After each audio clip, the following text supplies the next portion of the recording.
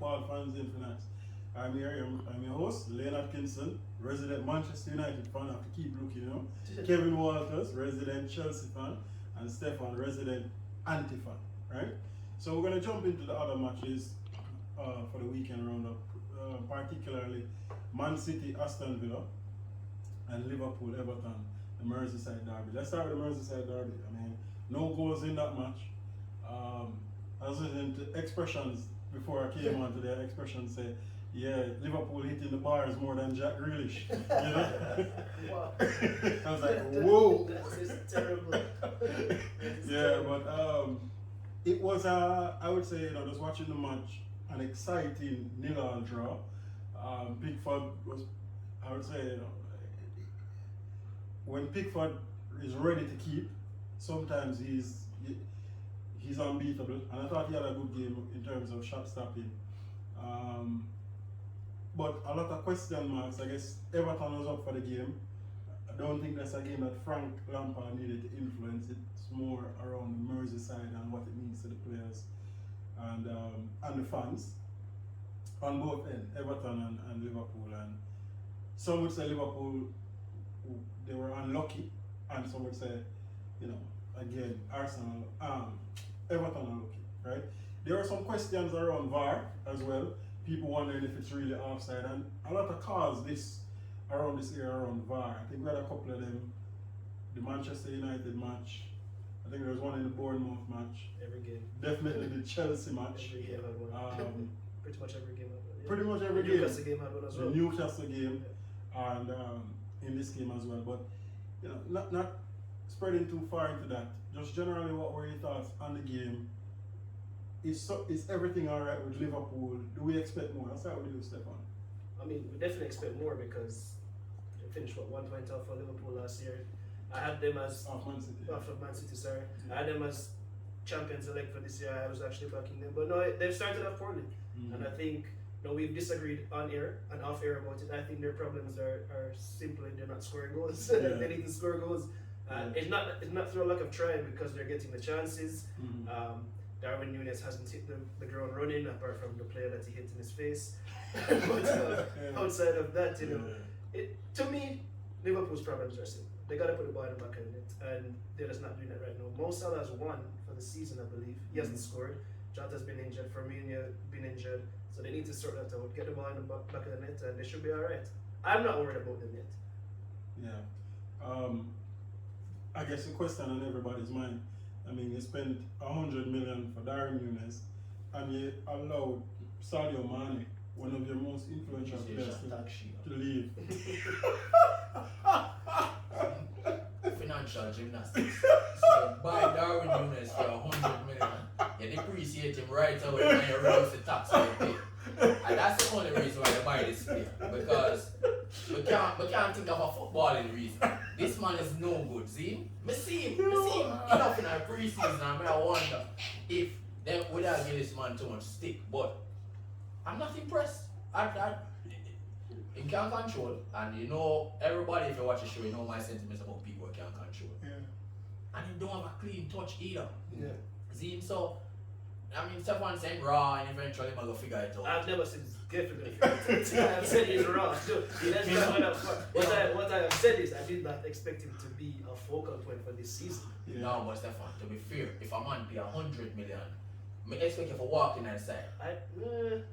I could see the argument, but it's just like Jack Grealish and Man City. I never thought he would have been. Alright, fair. I never thought he would. Because there's no way Jack Grealish was gonna walk in the city. Yeah, but he was. But the fact that he sold Mane, you know, Mane left. You thought that Mane was a starter, outright starter, all games. The rotation was between Jota and Firmino or whoever there. Yeah. Now, I just thought that Darwin Núñez would have slot in and get the job done, but based on what I see, someone said Liverpool need to score, but yeah, that's one thing. But they also don't look as, you know, imperious on the defensive side of things, right? From the get-go, I think they looked very soft at the centre against Manchester United. It was shocking. They looked horrid at Fulham, and I guess we wrote off Fulham to say it's the first match, but I think they have problems in defence also. So I think they have problems across the pitch. You know, funny enough, I do think they have problems in defence, but I don't necessarily think it's on the defensive side. I think they have problems at fullback. If you look at Liverpool over the last couple of years, their most creative players have been Trent and Robertson. Mm-hmm. I don't think Robertson has had a good game in about 6 months. A really good game, I mean. Mm-hmm. And that takes away them going forward. And Trent also has had bad moments, but people are focusing on Trent because, you know, Trent Bex or whatever they call it. The hype is around him. I think Robertson has been quietly crap for a while. And Trent has never been good defensively. Right. It's never been a strong point. It's Yeah. never been a strong He's point. always been exposed, and people know it and know that. And Liverpool account for it. Yeah, they Yeah, try to, yeah. but they've been weak in midfield, Yeah. so they don't have that defensive cover.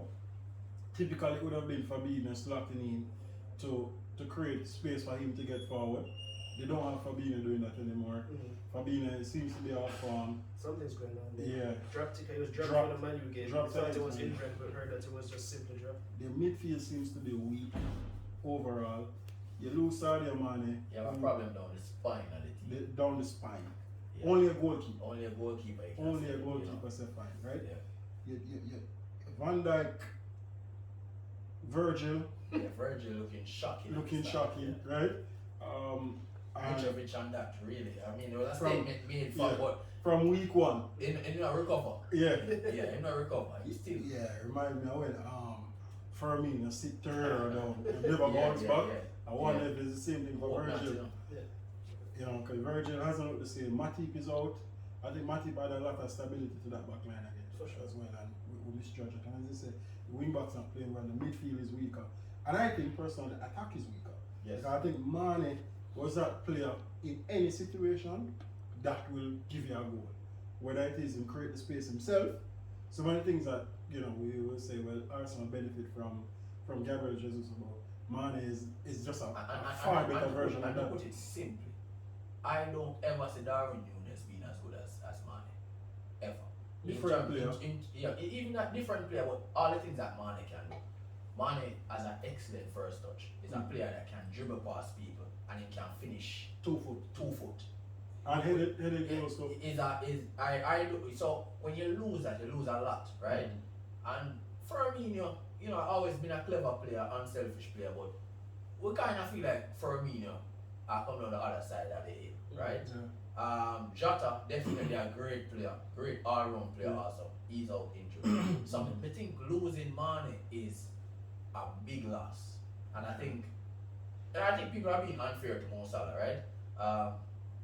Mo Salah has been threatening, but you know what happens also when you lose a Mane?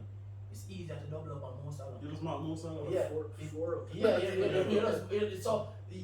It's easier. The hype around Luis Diaz is not really justified in my opinion. He's skillful, he's quick, but he's not Sadio Mane. No, yeah. No, So, Blame yeah. him. You were saying you don't think Nunes can be as good as him. I think Diaz can be as good as him, but not this season. I don't honestly think Liverpool. Yeah, so I don't- Diaz they can't argue for, but Nunes, Yeah, Yeah. probably both of them, Liverpool, if that their way, wouldn't have been the focal points of this year. But Yeah. we're talking about they sold, but Mane wanted to leave. Let's Right. get it straight. It wasn't a question of they didn't want to keep him. Mane wanted to Poor go, man management. and Yeah. and it goes that way. Well, you can say I probably wouldn't have given the money to stay. Salah. yeah. If it was between the two of them, I'd go for Salah for sure. Sometimes when you give man big money, you know, He's around it's a precedence in the league, you know. Yeah. I saw Don't Hampton need- signed Aubameyang. Yeah. Yeah. So So maybe maybe- give him some big money, right? Maybe. Yeah. No, it's a humble Aubameyang come back. Yeah. But I look at Everton is not good, right? And one of the reasons why I watch match before we move on, I have to look on the ball on him, Anthony. See? Now, would you believe No, Chelsea are going to Anthony. spend? The ball, Chelsea are going to spend how much money for that man? Anthony Gordon. Man is no good, brethren. I mean, I watch him and I'm like, yo, yes, this brother is quick, but Yeah. and you know, we're being ridiculous. That's why I say I don't know what you're doing. But yeah, Anthony.